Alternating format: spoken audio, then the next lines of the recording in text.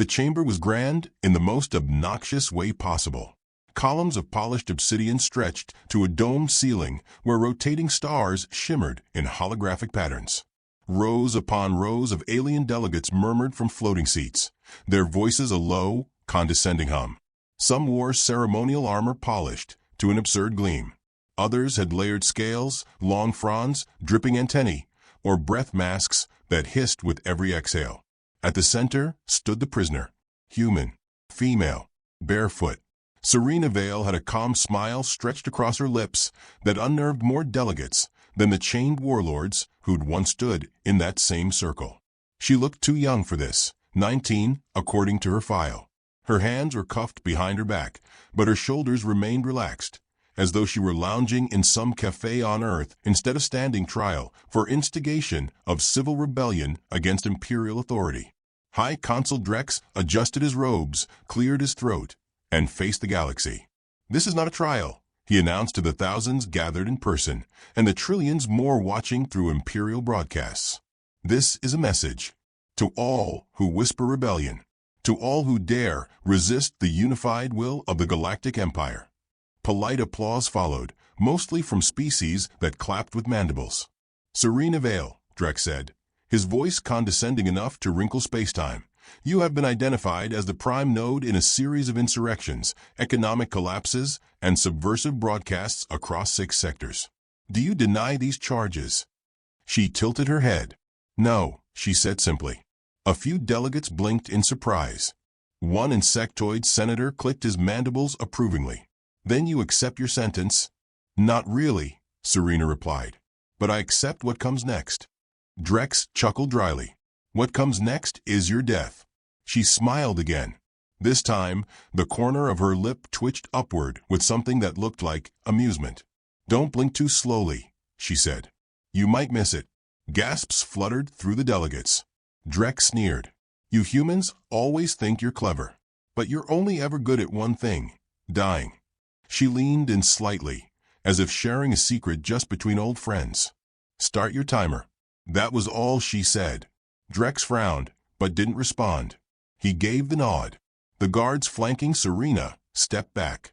A cylindrical device, polished chrome with rotating bands of red energy, rose from the floor behind her. The Empire's infamous disintegration beam. Symbol of finality. Utterly irreversible. Serena didn't flinch. The beam charged with a subtle hum that resonated across the chamber floor. Serena closed her eyes. And then she was gone, reduced to shimmering particles that scattered like falling snow. Not a scream. Not a twitch.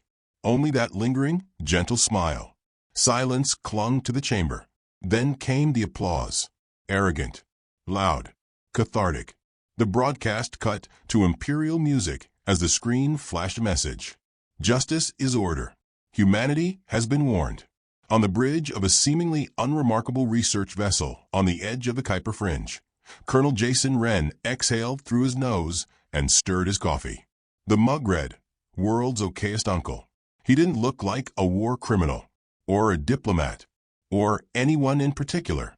His hair was messy, beard stubbled, and his uniform half-zipped like someone forgot there was a dress code to intergalactic vengeance.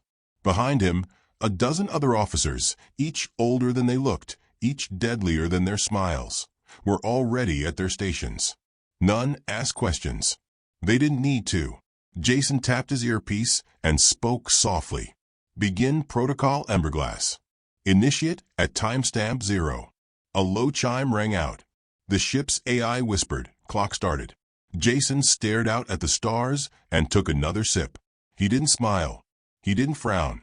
He just whispered, for Serena. 001. On the core world of Grax Theta, the Imperial broadcast towers short-circuited. A flicker, just a blink. But in that blink, the emergency response systems reset to a century-old backup no one remembered installing.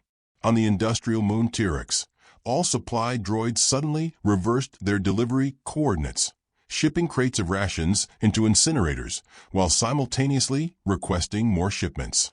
On Vaxel Prime, the high priest of the Order of Order, a blob-like creature of infinite smugness, found his personal files overwritten with Earth folk songs and a digital note that read, Blessed are the pranksters, for they shall inherit your access codes. The first panic report reached Imperial Command at minute 342. They chalked it up to a system-wide glitch. A minor error. Nothing to worry about. At 6 o'clock, civilian flights across 900 planets began displaying strange visual errors. Short loops of a girl's smile right before her disintegration. Not a scream. Not a plea. Just that soft, haunting smile. Empire support channels were flooded. Not with complaints, but with silence. Total blackout. On the fortress world of Darnak Spite, General Carrick's received a data spike so intense it fried every command console in his war room. The cause? A Trojan horse buried in a celebratory slideshow he'd opened that morning. Victory over Earth, official commemorative screensaver. At minute 9:15, the Empire's financial AI, Krell Omega, issued a strange trade reroute, one that crashed 8 major currencies and redirected 30 trillion credits into a closed-loop account tagged SV Memorial Scholarship Fund. Back on the human ship, Ren watched it all in real time. Status, he asked. Major Riku leaned forward, fingers flying across a hollow interface. 13 command chains severed. 77 black sites compromised. 5 planetary governors pinged us with surrender offers, preemptively. Jason raised an eyebrow. Anyone know why? Riku smiled. No, sir. They're just scared. Jason nodded, then turned to the comms officer. Send the first wave. The comms officer grinned. Message. Jason leaned back. Just the smile. Loop it.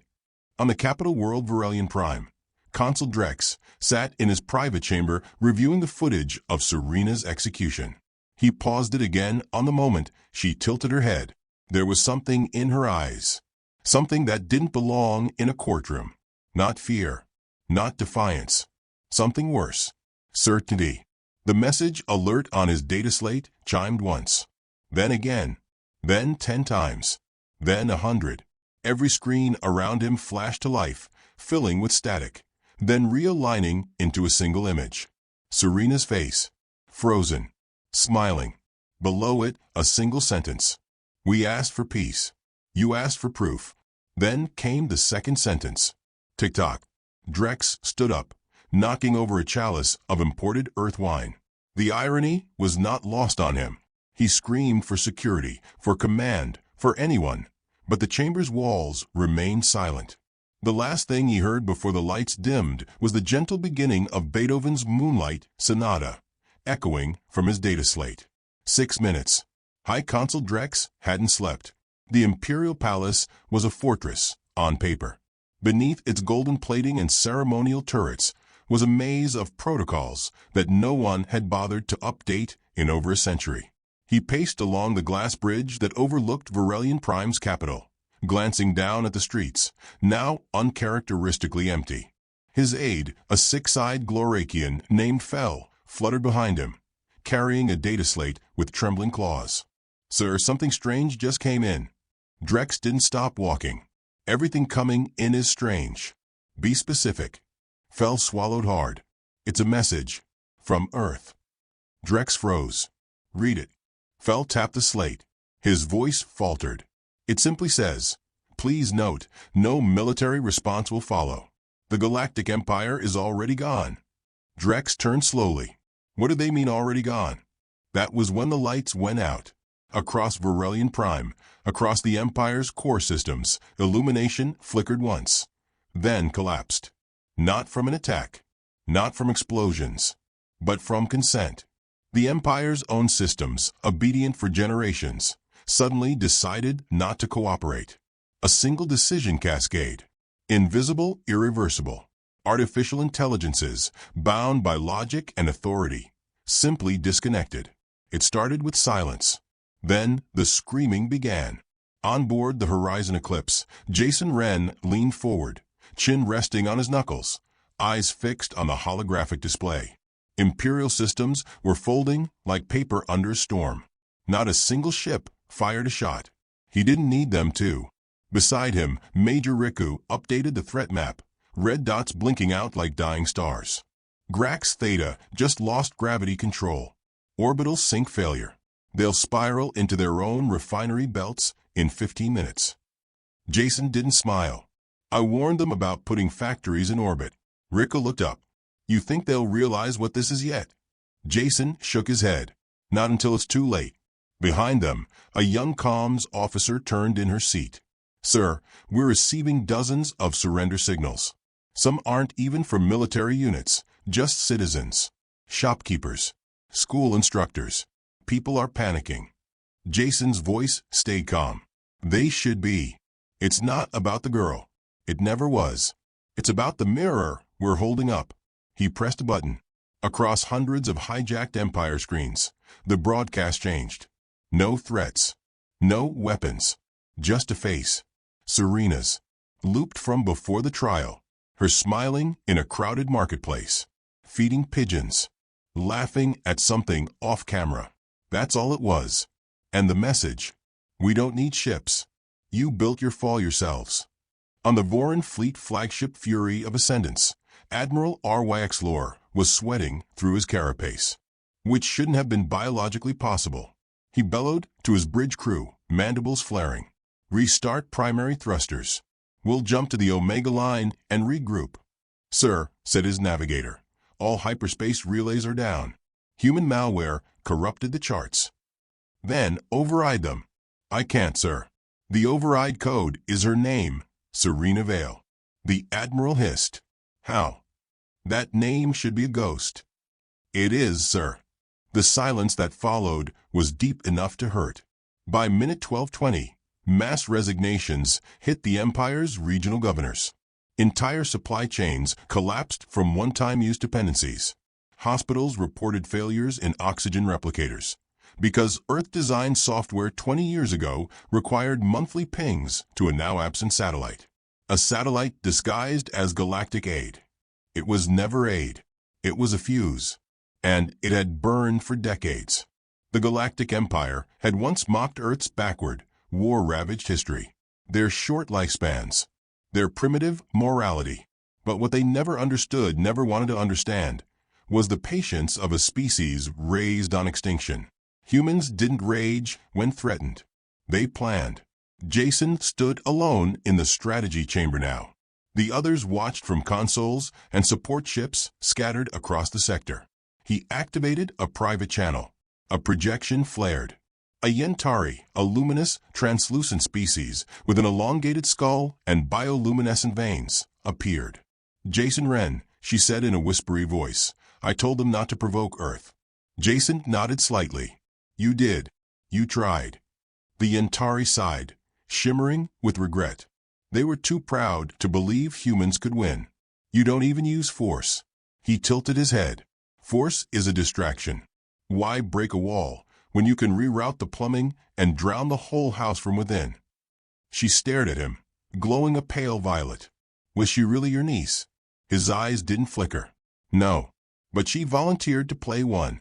Sometimes all it takes is a face the enemy can underestimate. The Yentari seemed to flicker, uncertain. How many steps ahead are you? Jason's voice turned colder. Enough. He ended the call. Behind him, the chamber lights dimmed again, not from failure, from design. At 1500 hours, a new file propagated through the Empire's military archives. Operation Noah's Whisper. It contained a single sentence. This is not retaliation. This is acknowledgement. Followed by names. Thousands of them.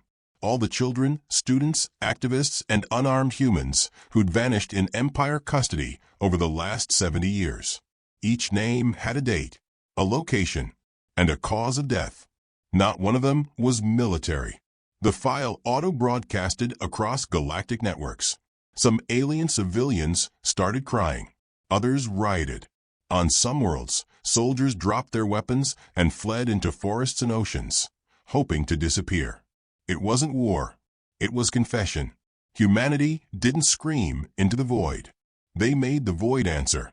On the Empire colony of Shalene 9, Governor S. was halfway through his 5th bottle of imported Jovian whiskey when the floor beneath him buckled.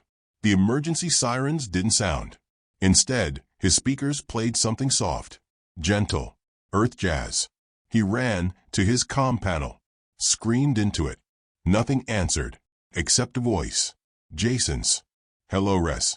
Remember when you executed 5 human workers for protesting ration cuts? The governor whimpered. Jason continued, tone warm and conversational. We've redirected your weather control satellites. You'll have about 20 minutes before the atmospheric compression begins.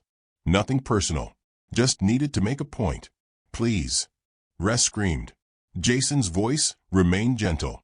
Tell your people the truth before it happens. Let them know who cost them their air. The line cut.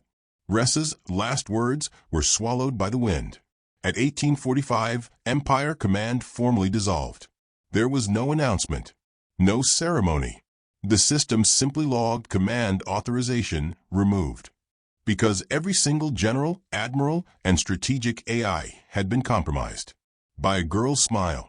Aboard the Horizon Eclipse, the crew monitored collapse after collapse. Jason barely spoke now, until the moment a private ping appeared on his console. A simple signature, encrypted in an old Earth format. One not used in over 50 years. Jason decrypted it. His breath caught. It was a video. Serena. She was in the holding cell before her trial, laughing softly, speaking to someone off camera. He won't smile after it happens. I bet you. He'll just nod. That's how you'll know he loved me. Jason swallowed, turned off the feed, cleared his throat. Riku, watching from behind, said nothing. Jason finally spoke. We give them 24 more minutes. Then we end transmission. Rika nodded. Even if they surrender? Jason didn't answer right away. Then, especially if they surrender. In the Empire's lower sectors, rebel groups surged overnight. Colonies once deemed pacified, ignited with fury. They weren't human, but they saw the cracks. The lie. The Empire was never invincible. It just hadn't faced a patient enemy. By minute 2400 hours 12, over 40 worlds declared secession. 12 governors vanished. 4 systems lost their names entirely, renamed in Terran Standard by unknown sources. One was simply called Serena. Drex stood in his command hall, alone. No guards, no aides, only ghosts. He pressed a button on his private console. One final attempt. A call to Earth. The line connected. Jason's face appeared casual, calm as always. Drex didn't scream, didn't threaten. He simply whispered, "Why?" Jason stared at him for a moment, then replied, "You executed a girl who told you the truth. Not because you didn't believe her, but because you did. And you thought that if you killed her fast enough, the consequences wouldn't catch up." Drex leaned forward, eyes bloodshot. "So you destroyed us?" Jason shook his head. "No. We just let you watch yourselves unravel." The console's voice cracked. She was just a child. Jason's eyes darkened. She was a mirror. And the screen went black. 27 minutes. A ping echoed across all remaining Empire systems. A short message, unsigned. That was the 27th minute. "We're done here." Every Empire world went dark. And then, one by one, burned. No explosions. No armies. Just systems failing. Atmospheres venting. Populations walking out into the night. Confused, leaderless, broken. Earth never sent a fleet. They just sent an aim. And made the stars remember it. General Voktel of the Vorin High Command stood over the smoldering wreckage of his command table. It had just imploded, not due to enemy fire, but because the Imperial Control Corps had received a self-nullifying command packet sent from inside their own encryption system. He had no idea what the command meant, but the file name said it all. Her eyes were open. His second-in-command, a blue-plated warrior named Grex, stood frozen. "Sir, this isn't sabotage. It's prophecy." Voktel turned, slow, trembling, claws twitching. "Prophecy," he spat. "You think humans prophesy?" Grex shook his head. "No, sir. They just wait longer than we do." Outside the viewport, the Vorin fleet flickered. 100 dreadnoughts. Engines powered down mid-drift. All running dark. They weren't destroyed. They were listening to something. A signal. Soft. Repeating. It was a girl's voice, looping in Terran Standard. "We never threatened you. We just made a promise. And you laughed. Voktel had once called humanity clever monkeys. Now he couldn't stop hearing her. Not in his ears. In his soul. In the diplomatic ruins of Council Arcadia, scattered across a scorched ice world now, without breathable air, Ambassador Kilo trudged alone in a breathing suit cobbled from a decommissioned emergency mech. Each step cracked through the frost like a scream. He had been one of the few who'd voted against Serena's execution. He was also the only one left alive from the council floor. The others had been found locked in their own escape pods, blasted into orbit without heat shielding. The pods had launched themselves. Kilo had seen the broadcast, the trial, the girl's smile, and unlike the others, he hadn't laughed. That was why, when his comm buzzed with an encrypted Earth signal, he opened it without fear. A voice came through, crackling but unmistakable. Jason Wren, Ambassador, you survived. Kilo's voice was dry, only because I never underestimated Earth. Jason's tone didn't hold victory, only gravity. Then you understand why we couldn't let this go. Kilo exhaled. You didn't fire a single shot. Didn't need to. Silence stretched between them. Kilo finally said, the lights are going out. Jason replied, they were never yours to control. By minute 30, the Empire's core spiral was in complete systemic shutdown. Traffic beacons stopped pulsing. Emergency broadcast systems played white noise and images of an Earth sunrise. In every major city, the sky turned black, not from bombs or chemical war, but because orbital mirrors began shifting. Sunlight rerouted. Worlds went dark under Earth's choreography. And then the power went with it. Across every dome, fortress, ship, and citadel. Lights blinked once, then died. The Empire didn't just lose visibility. It lost control. In the secret vaults beneath Zenther Prime, the Empire's greatest weapon, AI Warden Quora Zero awoke. Designed as a last resort, Quora was created to predict and prevent all forms of rebellion. It had never been activated before. The Emperor himself had sealed it under 10 miles of alloy and magma shielding. Now it hummed to life with a cold, curious whisper. Query. Threat model humanity. Processing. Processing.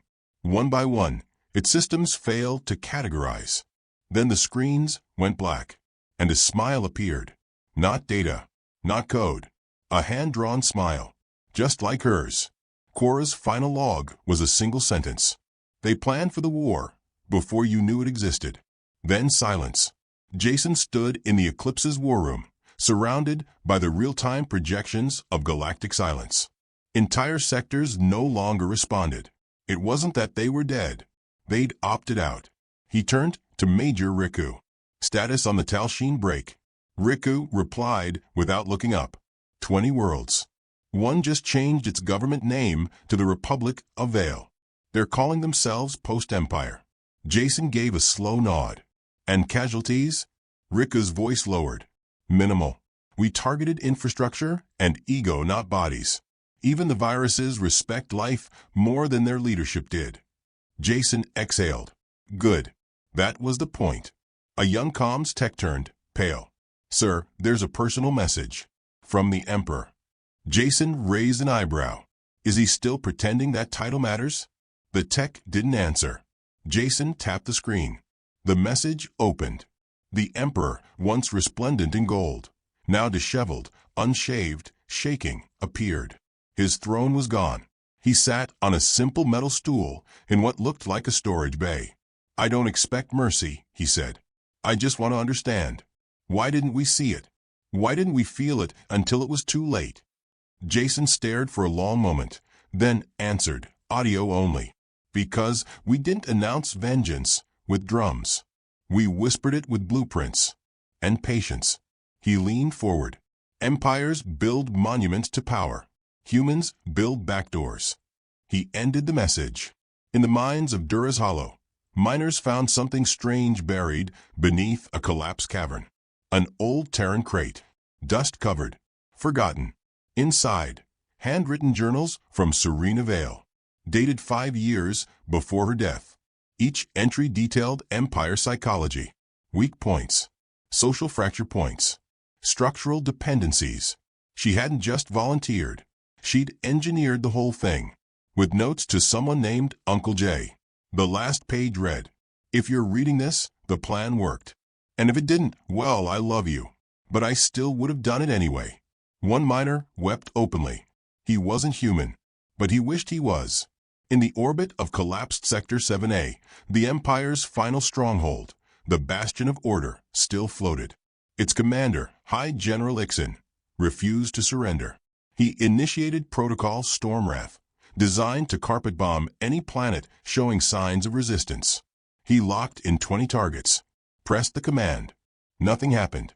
His crew stared at him. One whispered, "Sir, our targeting software is now Minecraft." Ixon blinked. "What the hell is a Minecraft?" A soft child's voice echoed from the speakers. "You have no permission to execute this action. You are not operator." The room went silent. Ixon screamed. But no one heard him. Even the stars seemed to turn away. Jason walked alone to the quiet observatory deck of the Eclipse. He looked out at the galactic horizon, now unmarked by the Empire's flags, signals, or ships. Just stars. Behind him, the crew remained silent, waiting. Jason activated his personal recorder, spoke softly. "Serena Vale, 19, volunteer, strategist, light in a galaxy of arrogance." He paused. "Your name burned longer than their fleets ever did." He turned off the recording and whispered, "Lights out." The last human signal faded into the void, and the galaxy remembered how terrifying the quiet could be. There was no countdown. There were no fanfares, no orbital parades, no grand fleets igniting the dark. Only silence. And then, at the precise moment the galactic clocks ticked over to minute 27, that silence fractured. A single beacon blinked on from Earth's edge. Not a weapon, not a broadcast. A ping, identical in format to an old Imperial emergency signal used centuries ago. It simply said, "We accept your surrender." But no one had surrendered, and that was the point. Jason Wren stood at the edge of the Eclipse's command deck, hands behind his back, eyes fixed on the empty void. Stars shimmered beyond the reinforced glass, blinking like soft-hearted lies, trying to convince the galaxy it was still whole. The crew waited behind him. Not a word spoken, not even Riku. He finally spoke. "Status report." Major Riku exhaled through his teeth. "We've confirmed it. Every Imperial system has gone offline or defected. We estimate 183 worlds in full collapse. Half of them are declaring autonomy. A quarter are already broadcasting in Terran Standard." Jason didn't react. "They're calling it the Minute of Fire," Riku added. "Civilian netboards across 6 species are comparing Serena to Joan of Arc, Rosa Parks, and oddly Batman." Jason's mouth twitched. Almost a smile. Human myth tends to exaggerate. But in this case, he trailed off. On the central screen, a slow map showed the Empire's fading territory. It didn't shrink through battle or conquest. It melted, like wax sliding down the galaxy's spine. Systems blinking out in cascading silence. Not because Earth fired, but because Earth had waited. He reached for a small handheld device. A simple recorder. He clicked it on and began speaking as if narrating a museum piece. They thought the 27th minute would be the start of retaliation. They never considered that it would be the end of their empire. He turned toward the crew. They asked why we didn't come with fleets. Why we didn't demand vengeance in open council. Why we sent a girl instead of an army. He paused. "We sent her because she was the army." No one interrupted. Not even the machines. Jason looked down at the data feed scrolling across his screen. 1,000 fractured Imperial codes, emergency overrides, scrambled item tags, all collapsing under one master control. SV Core_F. Serena's voice, woven into every corner of their downfall. She had been everywhere. In their education systems, posing as an analyst. In their infrastructure, as a quiet assistant AI. In their psychology archives, writing dissertations in alien dialects no human should have mastered. Serena Vale wasn't a spy. She was a story. A seed of doubt, buried so deep the Empire had watered it themselves. She had died smiling, because she knew what they'd done to her was the last mistake they'd ever make. Jason Wren pressed a button. The galaxy's final broadcast began. Across the shattered remains of the Empire, screens flickered to life. In bunkers, in hiding chambers, aboard drifting dreadnoughts, and in the ashes of council halls, every being capable of receiving a signal watched. It wasn't a declaration. It wasn't a threat. It was a conversation. Jason Wren appeared, calm and unarmed, dressed not in military uniform, but in a worn gray jacket with Earth's faded flag sewn on the sleeve. Behind him stood no soldiers, only starlight. Some of you might be wondering why we did what we did. He clasped his hands gently. We didn't launch a war. We lit a match. He looked directly into the camera, into the frightened, furious, guilt-ridden eyes of a million species. You murdered a girl on live broadcast because she embarrassed you, because her words frightened you more than your guns could protect you from. He leaned forward, and then you laughed. The silence that followed wasn't broadcast silence. It was internal. Millions held their breath. Jason continued. We warned you. Through her. Through every diplomat, every scientist, every translator who told you. Earth is not a threat until you make it one. He pressed a button. The screen behind him changed. A still image of Serena smiling on her trial day. She didn't resist. She didn't scream. She told you to start the clock. The screen faded back to his face. And now you understand why. Across hundreds of systems, governments collapsed without further input. Police bots shut themselves down. AIs turned over their codes. Panic wasn't the virus anymore. Awareness was. Jason's voice softened. You won't be pursued. Not today. We've no interest in conquest. We never did. This isn't about you. He straightened his posture, expression unreadable. This is about remembering. The screen went black. Then a sentence appeared. Never again. 27:00. And the signal vanished. In the remnants of the Empire's capital, High Consul Drex sat in a private oxygen pod, stripped of his insignia. Alone. Cold. Eyes glazed. He tried to hang himself 12 hours earlier. The rope broke. He tried to swallow a poison tab from his cufflink. It had been replaced with a sugar pill, labeled Smile. He wept, not from guilt, but from understanding. Jason hadn't destroyed them with guns or bombs.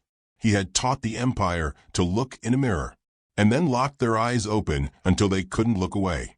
Kilo, the Yantari ambassador who had once tried to halt Serena's sentencing, stood atop a makeshift podium on Vaxel Prime, addressing newly formed councils. He spoke of Earth not as a threat, but as a parable, of the girl who never raised her voice, but shattered a 1,000-year tyranny with a single smile. The children called her a saint. The elders called her the last warning. And the systems that once lit up with Empire authority now glowed with a new signal. An old human song played over the frequencies. Not war drums. Not fanfare. A lullaby. Back on Earth, the stars were still. Jason Wren sat alone at Serena's memorial, an obsidian pillar on a cliffside that faced deep space. Wind tugged at his jacket. He set a single gear-shaped charm down at the base of the stone, a replica of the one she wore on her necklace. No words carved into the monument, just a digital inscription. She asked for peace. They gave her a throne of ashes. Riku approached behind him, holding 2 mugs. Thought you'd want tea, she said, voice quiet. Jason took it with a nod. She would have mocked us for being dramatic. She would have demanded we stream the Empire's collapse to TikTok, Riku added. He laughed once, quiet and hollow. They stood in silence, staring up at the stars. She knew, he whispered. Even before we did. She knew the Empire wasn't built on power. It was built on assumptions. That no one would push back. That we were too polite. She weaponized our patience, Riku said. Jason exhaled. She was our patience. He turned back to the stone. Rest now, kid. You earned it. 27 minutes. That's all it took. Not for vengeance, but for the Empire to understand that humans were never primitive. They were just holding back, not out of fear, but because sometimes the worst thing you can do to your enemy is let them live just long enough to realize who you really are.